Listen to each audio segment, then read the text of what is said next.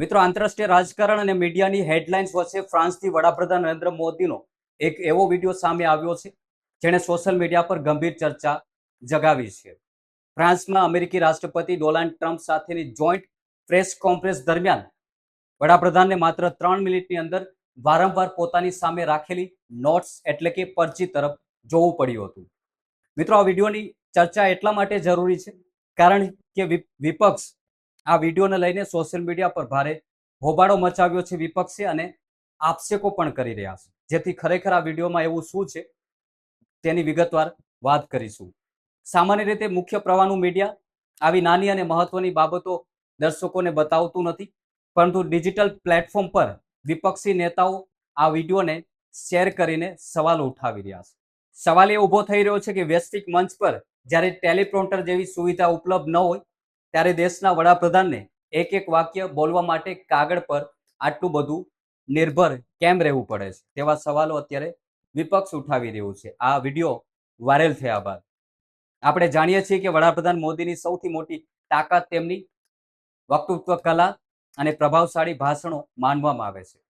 इसी आंखों से सपने पूरे होते देखना है दोस्तों. પરંતુ વિદેશી પ્રવાસ દરમિયાન વ્હાઇટ હાઉસ દ્વારા જાહેર કરવામાં આવેલા આ સત્તાવાર ફૂટેજ કંઈક અલગ જ વાર્તા કહી રહ્યા છે.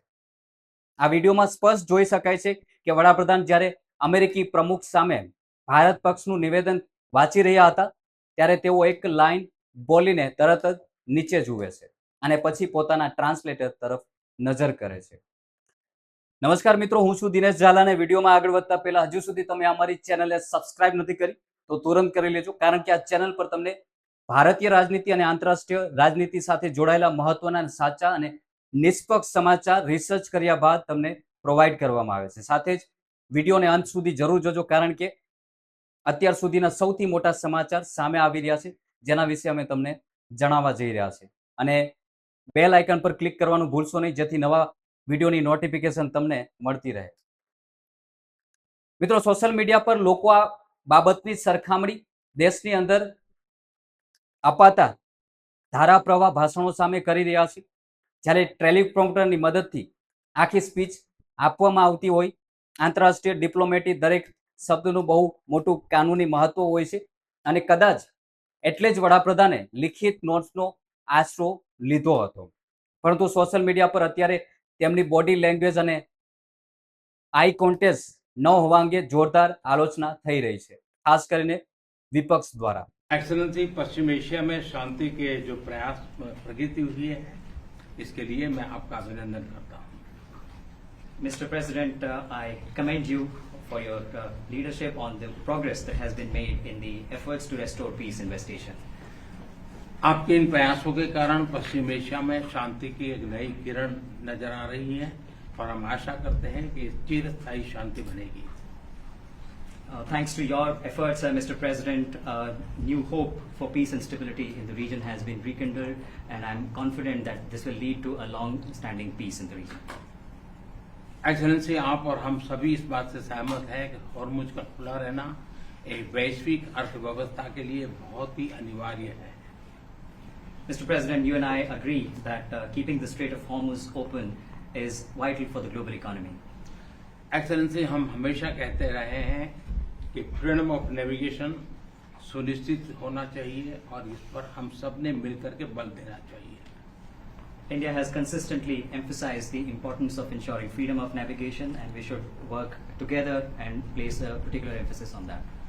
एक्सेलेंसी, आप जानते हैं कि मैरीटाइम ट्रेड की दुनिया में भारत के लाखों सी फेरर आज दुनिया के अलग अलग समुद्र में अपनी सेवाएं दे रहे हैं, विश्व की प्रगति में बहुत बड़ा योगदान दे रहे हैं और मैं समझता हूं कि उनकी सुरक्षा भी उतना ही महत्वपूर्ण है.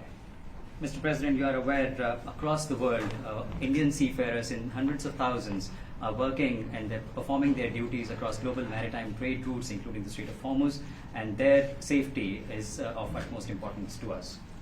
एक्सेलेंसी, समझौते के लिए शांति के प्रयासों में आपने भरपूर प्रयास किया है. मुझे पूरा विश्वास है कि समझौते में सी फेरर की सुरक्षा भी सुनिश्चित होगी और उसको प्राथमिकता मिलेगी. Mr. President, you made tremendous efforts towards reaching this understanding and this agreement, and I'm confident that the issue of seafarers will receive the highest priority during the implementation of this agreement. Excellency, मैं फिर एक बार पश्चिम Asia में शांति बहाल कराने के आपके भरसक प्रयासों का मैं पूरी पूरी प्रशंसा करता हूं और आपका अभिनंदन करता हूं। Mr. President, once again, I deeply appreciate and I deeply commend your efforts in ensuring the restoration of peace and making efforts towards the restoration of peace and stability in West Asia. Thank you Very much. Thank you thank you. Friends, thank you. આ press કોન્ફરન્સમાં પરજી જોવાના વિવાદ સિવાય આનાથી પણ વધુ આશ્ચર્યજનક અને દુઃખદ બાબત એ છે કે તાજેતરમાં જ ઓમાનની ખાડીમાં અમેરિકા દ્વારા કરવામાં આવેલા સૈન્ય હુમલામાં ભારતના 3 નિર્દોષ નાગરિકોના મોત થયા હતા, જે આપ સૌ જાણતા જ હશો. દેશના નાગરિકોની સુરક્ષાને આ એટલો મોટો મુદ્દો હતો જેને ઉલ્લેખ વડાપ્રધાને આ આંતરરાષ્ટ્રીય પ્લેટફોર્મ પર સૌથી પહેલા કરવો જોઈતો હતો.